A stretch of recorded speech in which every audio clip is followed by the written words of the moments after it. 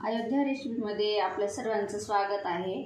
तर मी मकर संक्रांतीच्या निमित्त तुम्हाला तीळ आणि गुळाचे लाडू कसे बनवायचे ते माझ्या पद्धतीने मी तुम्हाला दाखवणार आहे।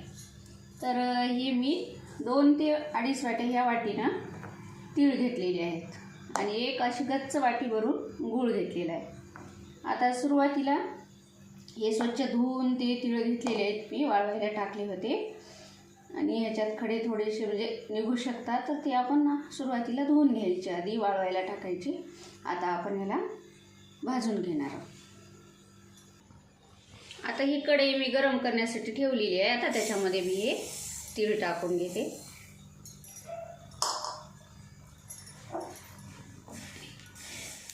हे गावठी तीळ असल्यामुळे याच्यामध्ये थोडेसे खडे असू शकतात। तर हे तीळ आपल्याला छान खरपूस असे अगदी कमी गॅसवर भाजून घ्यायचे आहे।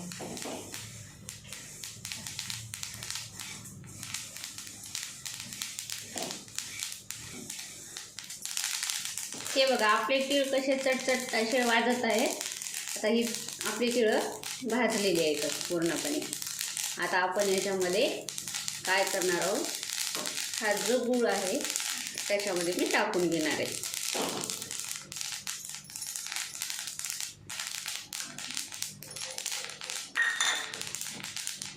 हा पूर्ण गूळ मी बारीक करून घेतलेला आहे।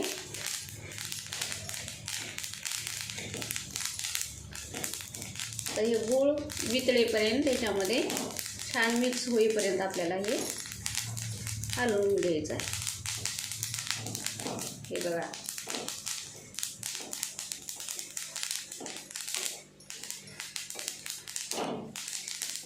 गूळ हा वितळण्यात चाललेला आहे। आपण अख्ख्या तिळाचेच लाडू बनवणार आहोत। मिक्सरला बारीक करून वाटण टाकणार नाही, काही नाही, अख्ख्या तिळाचेच बनवणार। आता हे आपण बंद करून घ्यायचं आणि या गरम कढईमध्ये आपलं हे गूळ वितळल्या जातो।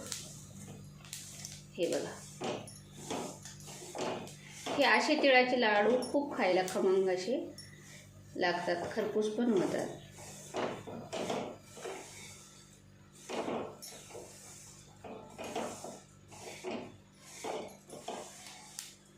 तिळाच्या लाडूला फार काही करावं लागत नाही, अगदी 10 मिनिटांमध्ये हे लाडू सहज बनवू शकतात।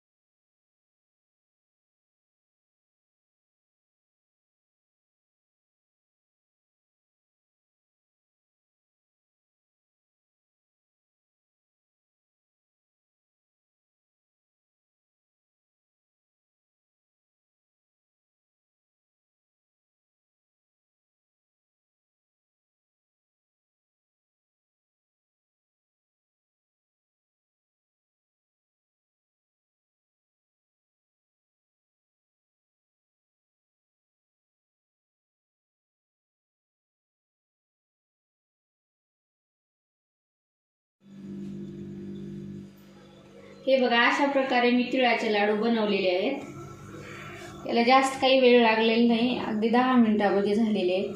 अशा प्रकारे तुम्ही पण बनवून बघा. माझा व्हिडिओ आवडला असेल तर लाईक, शेअर, सबस्क्राईब करा. आणि कसे वाटले ते लाडू कमेंटद्वारे मला नक्कीच सांगा. धन्यवाद.